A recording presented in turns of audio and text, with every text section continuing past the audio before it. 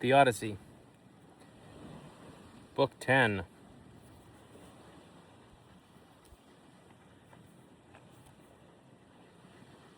Argument. Adventures with Aeolus, the Laestrygons, and Circe. Ulysses arrives at the island of Aeolus, who gives him prosperous winds, and encloses the adverse ones in a bag, which his companions untying, they are driven back again and rejected. Then they sail to the Laestrygons, where they lose 11 ships, and with only one remaining, proceed to the island of Circe. Eurylochus is sent first with some companions, all which, except Eurylochus, are transformed into swine. Ulysses then undertakes the adventure, and by the help of Mercury, who gives him the herb Moly, overcomes the enchantress, and procures the restoration of his men. After a year's stay with her, he prepares, at her instigation, for his voyage to the infernal shades. At length we reached Aeolus' sea-girt shore, where great Hippotades the scepter bore. A floating isle, high raised by toil divine, strong walls of brass the rocky coast confine. 6 blooming youths in private grandeur bred, and 6 fair daughters graced the royal bed. These sons their sisters wed, and all remain their parents' pride and pleasure of their reign. All day they feast, all day the bowls flow round, and joy and music through the isle resound. At night each pair on splendid carpets lay, and crowned with love the pleasures of the day. This happy port affords our wandering fleet a month's reception and a safe retreat. Full oft the monarch urged me to relate the fall of Ilion and the Grecian fate. Full oft I told, at length for parting moved, the king with mighty gifts my suit approved. The adverse winds in leathern bags he braced, compressed their force, and locked each struggling blast. For him the mighty sire of gods assigned the tempest's lord, the tyrants of the wind. His word alone the listening storms obey, to smooth the deep or swell the foamy sea. These in my hollow ship the monarch hung, securely fettered by a silver thong. But Zephyrus exempt with friendly gales, he charged to fill and guide the swelling sails. Rare gift, but oh, what gift to fools avails. 9 prosperous day we plied the laboring oar. The 10th presents our welcome native shore. The hills display the beacon's friendly light, and rising mountains gain upon our sight. Then first my eyes, by watchful toils oppressed, complied to take the balmy gifts of rest. Then first my hands did from the rudder part, so much the love of home possessed my heart. When lo, on board a fond debate arose, what rare device those vessels might enclose, what sum, what prize from Aeolus I brought, whilst to his neighbor each expressed his thought. Say, whence ye gods contending nations strive? Who most shall please, who most our hero give? Long have his coffers groaned with Trojan spoils, whilst we, the wretched partners of his toils, reproached by want, our fruitless labors mourn, and only rich in barren fame return. Now, Aeolus, ye see, augments his store, but come, my friends, these mystic gifts explore. They said, and oh, cursed fate! The thongs unbound, the gushing tempest sweeps the ocean round. Snatched in the whirl, the hurried navy flew, the ocean widened, and the shores withdrew. Roused from my fatal sleep I long debate, if still to live or desperate plunge to fate. Thus doubting, prostrate on the deck I lay, till all the coward thoughts of death give way. Meanwhile our vessels plough the liquid plain, and soon the known Aeolian coast regain. Our groan the rocks re-murmured to the main. We leaped on shore, and with a scanty feast, our thirst and hunger hastily repressed. That done, 2 chosen heralds straight attend our second progress to my royal friend. And him, amidst his jovial sons, we found, the banquet steaming and the goblets crowned. There humbly stooped with conscious shame and awe, nor nearer than the gate presumed to draw. But soon his sons their well-known guest descried, and starting from their couches loudly cried, Ulysses here, what demon couldst thou meet, to thwart thy passage and repel thy fleet? Wast thou not furnished by our choicest care, for Greece, for home, and all thy soul held dear? Thus they, in silence long my fate I mourned. At length these words with accents low returned, me, locked in sleep, my faithless crew bereft of all the blessing of your godlike gift.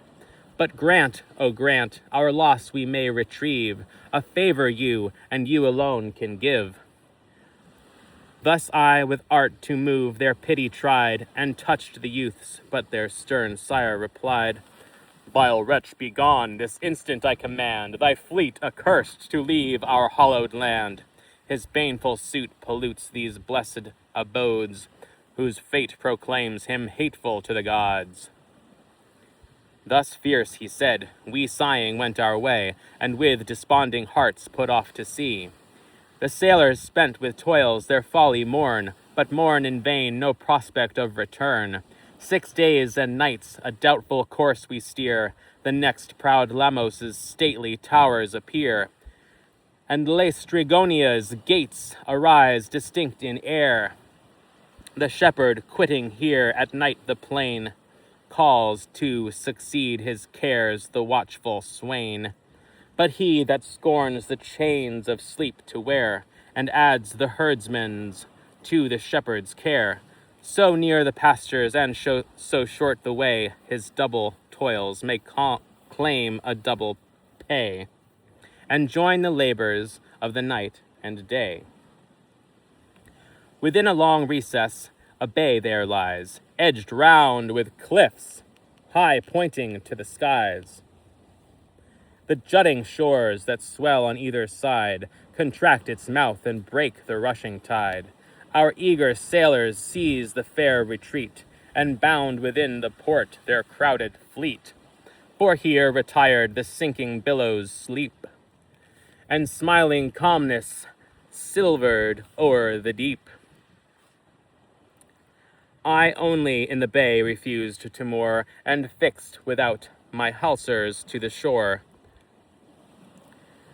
From thence we climbed a point whose airy brow commands the prospect of the plains below. No tracks of beasts or signs of men we found, but smoky volumes rolling from the ground. With our herald thither we command, with speed to learn what men possessed the land. They went and kept the wheel's smooth beaten road, which to the city drew the mountain wood. When lo, they met beside a crystal spring the daughter of Antiphates, the king. She to Artasia's silver streams came down. Artasia's streams alone supply the town. The damsel they approach, and asked what race the people were, who monarch of the place. With joy the maid the unwary strangers heard, and showed them where the royal dome appeared. They went, but as they entering saw the queen, of size enormous and terrific mien, not yielding to some bulky mountain's height, a sudden horror struck their aching sight. Swift at her call, her husband scoured away to wreak his hunger on the destined prey. One for his food the raging glutton slew, but 2 rushed out and to the navy flew. Balked of his prey, the yelling monster flies, and fills the city with his hideous cries. A ghastly band of giants hear the roar, and pouring down the mountains crowd the shore. Fragments they rend from off the craggy brow, and dash the ruins on the ships below. The crackling vessels burst, Hoarse groans arise, and mingled horrors echo to the skies. The men like fish they struck upon the flood, and crammed their filthy throats with human food. Whilst thus their fury rages at the bay, my sword our cables cut, I called to weigh, and charged my men as they from fate would fly, each nerve to strain, each bending oar to ply. The sailors catch the word, their oars they seize, and sweep with equal strokes the smoky seas. Clear of the rocks the impatient vessel flies, whilst in the port each wretch encumbered dies. With earnest haste my frightened sailors press, while kindling transports glowed at our success. But the sad fate that did our friends destroy cooled every breast and damped the rising joy. Now dropped our anchors in the Aeaean Bay, where Circe dwelt, the daughter of the day. Her mother, Perse, of the ocean's strain, thus from the sun descended, and the main.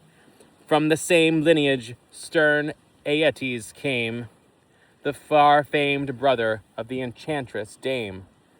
Goddess, the queen, to whom the powers belong, of dreadful magic and commanding song.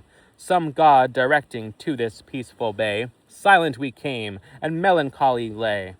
Spent and o'erwatched, 2 days and nights rolled on, and now the third succeeding morning shone. I climbed a cliff, with spear and sword in hand, whose ridge o'erlooked a shady length of land, to learn if aught of mortal works appear, or cheerful voice of mortal strike the ear. From the high point I marked, in distant view, a stream of curling smoke ascending blue, and spiry tops the tufted trees above of Circe's palace bosomed in the grove.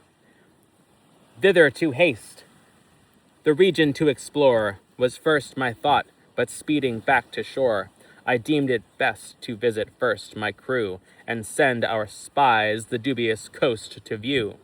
As down the hill I solitary go, some power divine, who pities human woe, sent a tall stag descending from the wood, to cool his fervor in the crystal flood. Luxuriant on the wave-worn bank he lay, stretched forth and panting in the sunny ray. I launched my spear, and with a sudden wound, transpierced his back and fixed him to the ground. He falls, and mourns his fate with human cries. Through the wide wound his vital spirit flies. I drew, and casting on the river's side, the bloody spear his gathered feet I tied, with twining osiers which the bank supplied. An ell in length the pliant wisp I weaved, and the huge body on my shoulders heaved. Then leaning on my spear with both my hands, upbore my load and pressed the sinking sands. With weighty steps till at the ship I threw the welcome burden and bespoke my crew. Cheer up, my friends, it is not yet our fate to glide with ghosts through Pluto's gloomy gate. Food in the desert land, behold, is given. Live and enjoy the providence of heaven. The joyful crew survey his mighty size, and on the future banquet feast their eyes, as huge in length extended lay the beast. Then wash their hands and hasten to the feast. There, till the setting sun rolled down the light, they sate, indulging in the genial rite. When evening rose and darkness covered o'er the face of things, we slept along the shore. But when the rosy morning warmed the east, my men I summoned, and these words addressed. Followers and friends, attend what I propose, ye sad companions of Ulysses' woes. We know not here what land before us lies, or to what quarter now we turn our eyes, or when the sun shall set, or where shall rise. Here let us think, if thinking be not vain, if any counsel, any hope remain. Alas, from yonder promontory's brow I viewed the coast, a region flat and low, an isle encircled with a boundless flood, a length of thickets and entangled wood. Some smoke I saw amid the forest rise, and all around it only seas and skies. With broken hearts my sad companions stood, mindful of Cyclops and his human food, and horrid Laestrygons, the men of blood. Presaging tears apace began to rain, but tears in mortal miseries are vain. In equal parts I straight divide my band, and name a chief each party to command. I led the one, and of the other side appointed brave Eurylochus the guide. Then in the brazen helm the lots we throw, and fortune casts Eurylochus to go. He marched with twice 11 in his train. Pensive they march, and pensive we remain. The palace in a woody vale they found, high raised of stone, a shaded space around, where mountain wolves and brindled lions roam, by magic tamed, familiar to the dome. With gentle blandishment our men they meet, and wag their tails and fawning lick their feet. As from some feast a man returning late, his faithful dogs all meet him at the gate, rejoicing round some morsel to receive, such as the good man ever used to give. Domestic thus the grisly beasts drew near, they gaze with wonder not unmixed with fear. Now on the threshold of the dome they stood, and heard a voice resounding through the wood. Placed at her loom within, the goddess sung, the vaulted roofs and solid pavement rung. O'er the fair web the rising figures shine, immortal labor, worthy hands divine. Polites to the rest the question moved, a gallant leader and a man I loved.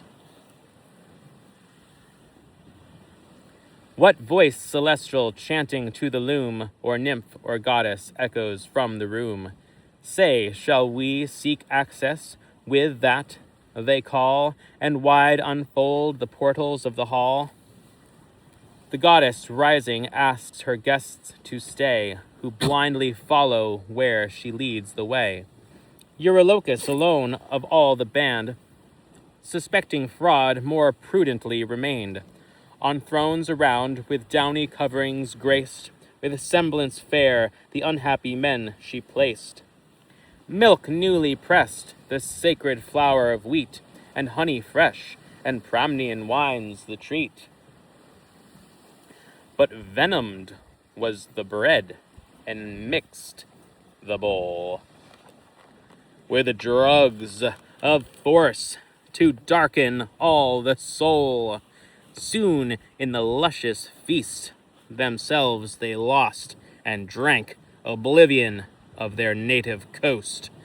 Instant her circling wand the goddess waves, to hogs transforms them, and the sty receives. No more was seen the human form divine, head, face, and members bristle into swine. Still cursed with sense, their minds remain alone, and their own voice affrights them when they groan. Meanwhile, the goddess in disdain bestows the mast and acorn, brutal food, and strows the fruits and cornel as their feast around, now prone and groveling on unsavory ground. Eurylochus, with pensive steps and slow, aghast returns the messenger of woe, and bitter fate to speak he made essay, in vain essayed, nor would his tongue obey. His swelling heart denied the words their way, but speaking tears the want of words supply, and the full soul bursts copious from his eye. Affrighted, anxious for our fellows' fates, We press to hear what sadly he relates. We went, Ulysses, such was thy command, through the lone thicket and the desert land. A palace in a woody vale we found, brown with dark forests and with shades around. A voice celestial echoed through the dome, or nymph or goddess chanting to the loom. Access we sought, nor was access denied. Radiant she came, the portals opened wide. The goddess mild invites the guests to stay. They blindly follow where she leads the way.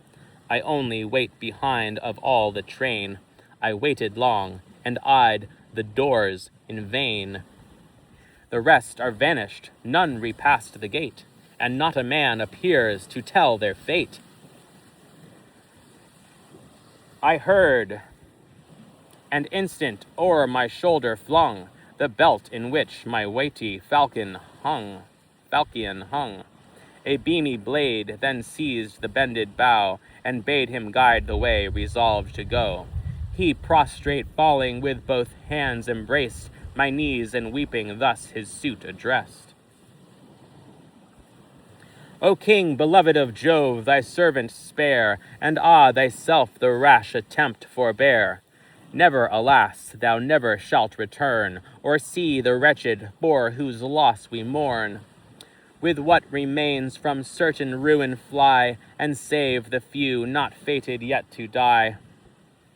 I answered stern, inglorious then remain, here feast and loiter, and desert thy train. Alone, unfriended, will I tempt my way, the laws of fate compel, and I obey. This said, and scornful turning from the shore, my haughty step I stalked the valley o'er. Till now, approaching nigh the magic bower, where dwelt the enchantress skilled in herbs of power. A form divine forth issued from the wood, immortal Hermes with the golden rod. In human semblance on his bloomy face, youth smiled celestial with each opening grace. He seized my hand, and gracious thus began. Ah, whither roam'st thou, much enduring man? O blind to fate, what led thy steps to rove the horrid mazes of this magic grove? Each friend you seek in yon enclosure lies.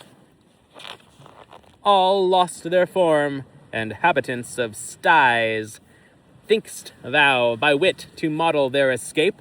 Sooner shalt thou, a stranger to thy shape, fall prone their equal, first thy danger know, then take the antidote the gods bestow. The plant I give through all the direful bower shall guard thee and avert the evil hour. Now hear her wicked arts. Before thy eyes the bowl shall sparkle and the banquet rise. Take this, nor from the faithless feast abstain, for tempered drugs and poison shall be vain. Soon as she strikes her wand and gives the word, draw forth and brandish thy refulgent sword, and menace death. Those menaces shall move her altered mind to blandishment and love. Nor shun the blessing proffered to thy arms. Ascend her bed and taste celestial charms. So shall thy tedious toils a respite find, and thy lost friends return to humankind. But swear her first by those dread oaths that tie the powers below and blessed in the sky, lest to thee naked secret fraud be meant, or magic bind thee cold and impotent. Thus while he spoke, the sovereign plant he drew, where on the all-bearing earth unmarked it grew, and showed its nature and its wondrous power. Black was the root, but milky white the flower. Moly the name, to mortals hard to find, but all is easy to the ethereal kind. This Hermes gave, then gliding off the glade, shot to Olympus from the woodland shade. While, full of thought, revolving fates to come, I speed my passage to the enchanted dome. Arrived, before the lofty gates I stayed. The lofty gates the goddess wide displayed. She leads before, and to the feast invites. I follow sadly to the magic rites. Radiant with starry studs, a silver seat received my limbs, a footstool eased my feet. She mixed the potion, fraudulent of soul, the poison mantled in the golden bowl.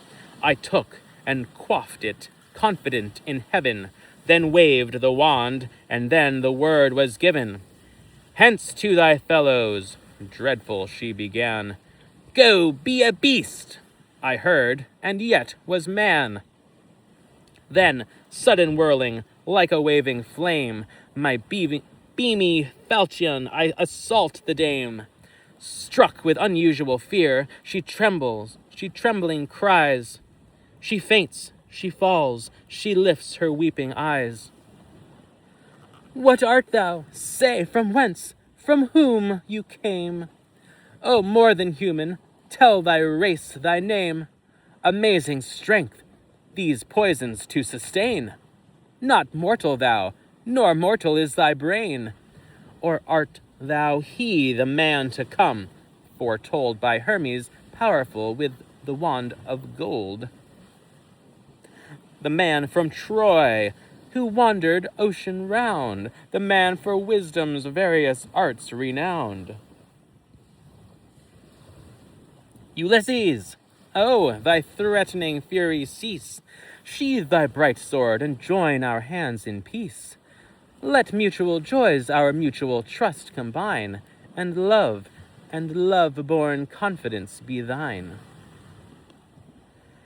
And how dread Circe, furious I rejoin, can love and love-born confidence be mine beneath thy charms when my companions groan, transformed to beasts with accents not their own? O thou of fraudful heart, shall I be led to share thy feast rites or ascend thy bed, that all unarmed thy vengeance may have vent, and magic bind me cold and impotent? Celestial as thou art, yet stand denied. Or swear that oath by which the gods are tried. Swear, in thy soul no latent frauds remain. Swear by the vow which never can be vain. The goddess swore, then seized my hand and led to the sweet transports of the genial bed. Ministrant to the queen, with busy care, 4 faithful handmaids the soft rites prepare. Nymphs sprung from fountains, or from shady woods, or the fair offspring of the sacred floods, one o'er the couches painted carpets threw, whose purple luster glowed against the view. White linen lay beneath, another placed. The silver stands with golden flaskets graced. With dulcet beverage this the beaker crowned, fair in the midst, with gilded cups around, that in the tripod o'er the kindled pile the water pours, the bubbling waters boil. An ample vase receives the smoking wave, and in the bath prepared my limbs I lave. Reviving sweets repair the mind's decay, and take the painful sense of toil away. A vest and tunic o'er me next she threw, fresh from the bath and dropping balmy dew, then led and placed me on the sovereign seat, with carpets spread, a footstool at my feet. The golden ewer a nymph obsequious brings, replenished from the cool translucent springs. With copious water the bright vase supplies, a silver laver of capacious size. I washed, the table in fair order spread, they heap the glittering canisters with bread. Viands of various kinds allure the taste, of choicest sort and savor rich repast. Circe in vain invites the feast to share. Absent I ponder and absorbed in care, while scenes of woe rose anxious in my breast. The queen beheld me, and these words addressed. Why sits Ulysses silent and apart, some hoard of grief close harbored at his heart? Untouched before thee stand the cates divine, and unregarded laughs the rosy wine. Can yet a doubt or any dread remain, when sworn that oath which never can be vain? I answered, Goddess, human is my breast, by justice swayed, by tender pity pressed. Ill fits it me, whose friends are sunk to beasts, to quaff thy bowl, or riot in thy feasts. Me wouldst thou please, for them thy cares employ, and them to me restore, and me to joy. With that she parted, in her potent hand she bore the virtue of the magic wand, then hastening to the styes set wide the door, urged forth and drove the bristly herd before. Unwieldy out they rushed with general cry, Enormous beasts, dishonest to the eye. Now touched by counter charms they change again, and stand majestic and recalled to men. Those hairs of late that bristled every part fall off miraculous effect of art, till all the form in full proportion rise, more young, more large, more graceful to my eyes. They saw, they knew me, and with eager pace clung to their master in a long embrace. Sad, pleasing sight, with tears each eye ran o'er, and sobs of joy re-echoed through the bower. Even Circe wept, her adamantine heart felt pity enter, and sustained her part.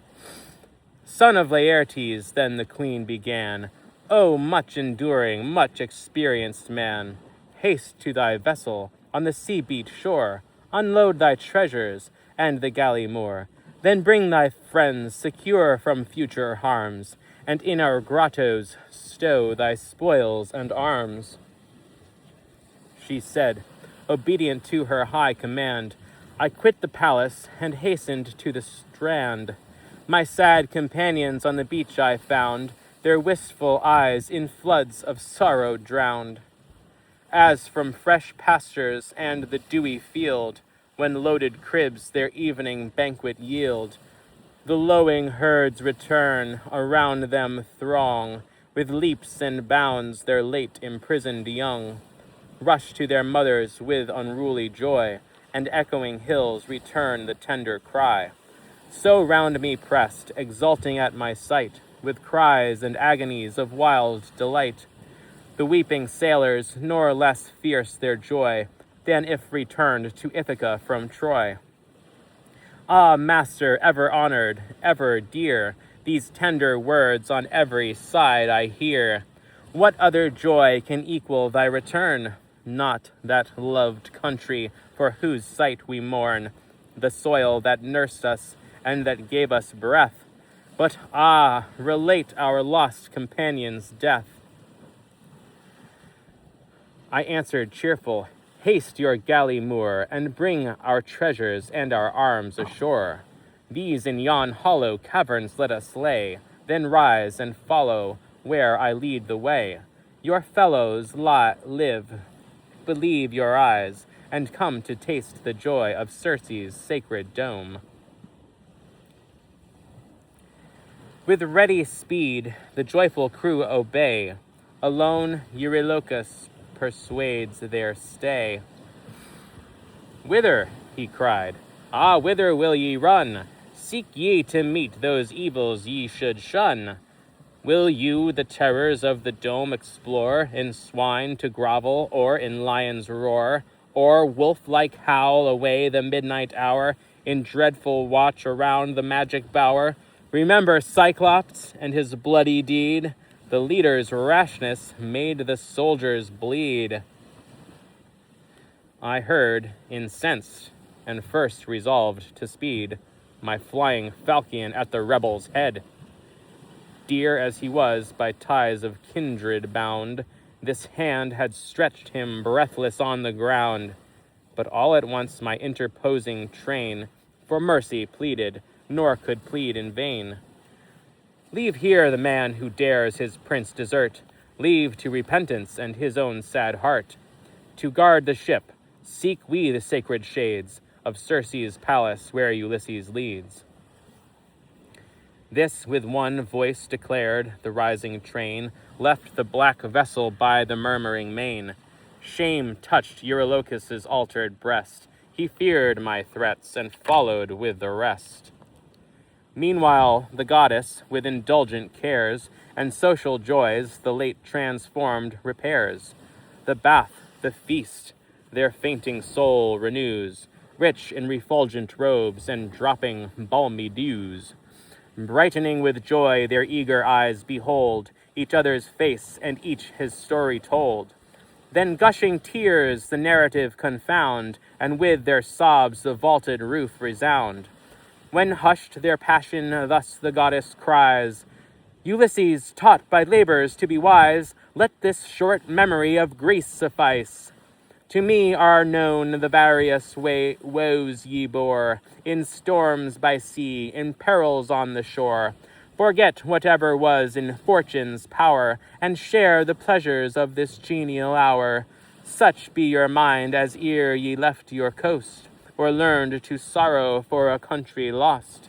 Exiles at wanderers now, where'er ye go, too faithful memory renews your woe. The cause removed, habitual griefs remain, and the soul saddens by the use of pain. Her kind entreaty moved the general breast. Tired with long toil, we willing sunk to rest. We plied the banquet and the bowl we crowned, till the full circle of the year came round. But when the seasons, following in their train, brought back the months, the days, and hours again, as from a lethargy at once they arise, and urge their chief with animating cries. Is this, Ulysses, our inglorious lot? And is the name of Ithaca forgot? Shall never the dear land in prospect rise, or the loved palace glitter in our eyes? Melting I heard, yet till the sun's decline prolonged the feast, and quaffed the rosy wine. But when the shades came on at evening hour, and all lay slumbering in the dusky bower, I came a suppliant to fair Circe's bed. The tender moment seized, and thus I said, Be mindful, goddess, of thy promise made. Must sad Ulysses ever be delayed? Around their lord my sad companions mourn. Each breast beats homeward, anxious to return. If but a moment parted from thy eyes, their tears flow round me, and my heart complies. Go then, she cried. Ah, go! Yet think, not I, not Circe, but the fates your wish deny. Ah, hope not yet to breathe thy native air. Far other journey first demands thy care, to tread the uncomfortable paths beneath, and view the realms of darkness and of death. There seek the Theban bard, deprived of sight, within irradiate with prophetic light, to whom Persephone, entire and whole, gave to retain the unseparated soul. The rest are forms of empty ether made, impassive semblance, and a flitting shade. Struck at the word, my very heart was dead. Pensive I sate, my tears bedewed the bed, to hate the life, and the life my soul begun, and saw that all was grief beneath the sun. Composed at length, the gushing tears suppressed, and my tossed limbs now wearied into rest. How shall I tread, I cried, ah, Circe, say, the dark descent, and who shall guide the way? Can living eyes behold the realms below? What bark to waft me, and what wind to blow? Thy fated road, the magic power replied. Divine Ulysses, ask no mortal guide. Rear but the mast, the spacious sail display. The northern winds shall wing thee on thy way. Soon shalt thou reach old ocean's utmost ends, where to the main the shelving shore descends. The barren trees of Proserpine, the black woods, poplars and willows trembling o'er the floods. There fix thy vessel in the lonely bay, and enter there the kingdoms void of day, where phlegethons, loud torrents rushing down, hiss in the flaming gulf of Acheron, and where, slow rolling from the Stygian bed, Cocytus's lamentable waters spread, where the dark rock o'erhangs the infernal lake, and mingling streams eternal murmurs make. First draw thy falchion, and on every side trench the black earth a cubit long and wide. To all the shades around libations pour, and o'er the ingredients strew the hallowed flour.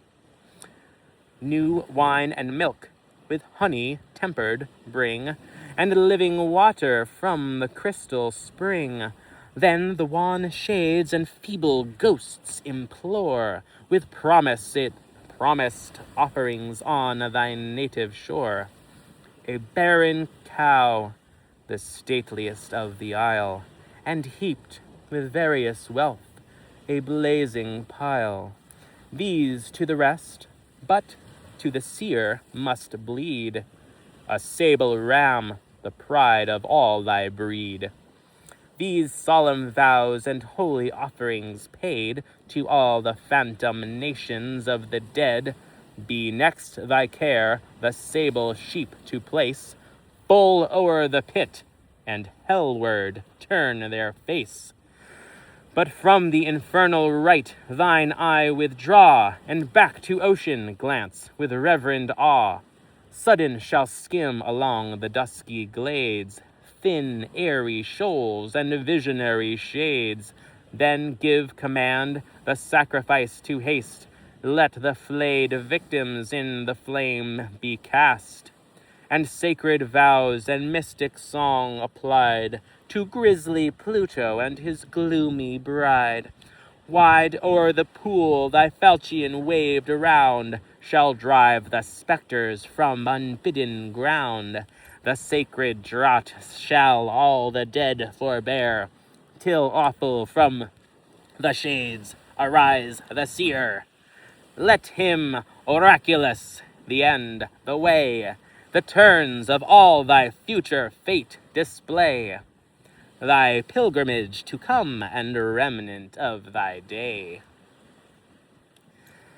So speaking from the ruddy orient shone the morn, conspicuous on her golden throne, the goddess with a radiant tunic dressed my limbs, and o'er me cast a silken vest. Long flowing robes of purest white array, the nymph that added luster to the day. A tiare wreathed her head with many a fold, her waist was circled with a zone of gold. Forth issuing then from place to place I flew, rouse man by man, and animate my crew. Rise, rise, my mates, 'tis Circe gives command. Our journey calls us, haste, and quit the land. All rise and follow, yet depart not all, for fate decreed one wretched man to fall. A youth there was, Elpenor was he named, not much for sense, nor much for courage famed, the youngest of our band, a vulgar soul, born but to banquet and to drain the bowl. He, hot and careless, on a turret's height, with sleep repaired the long debauch of night. The sudden tumult stirred him where he lay, and down he hastened, but forgot the way. Full headlong from the roof the sleeper fell, and snapped the spinal joint, and waked in hell. The rest crowd round me with an eager look. I met them with a sigh, and thus bespoke. Already, friends, ye think your toils are o'er, your hopes already touch your native shore. Alas, far otherwise the nymph declares. far other journey first demands our cares, to tread the uncomfortable paths beneath, the dreary realms of darkness and of death, to seek Tiresias's awful shade below, and thence our fortunes and our fates to know. My sad companions heard in deep despair. Frantic they tore their manly growth of hair. To earth they fell, the tears began to rain, but tears in mortal miseries are vain. Sadly they fared along the sea-beat shore, still heaved their hearts, and still their eyes ran o'er.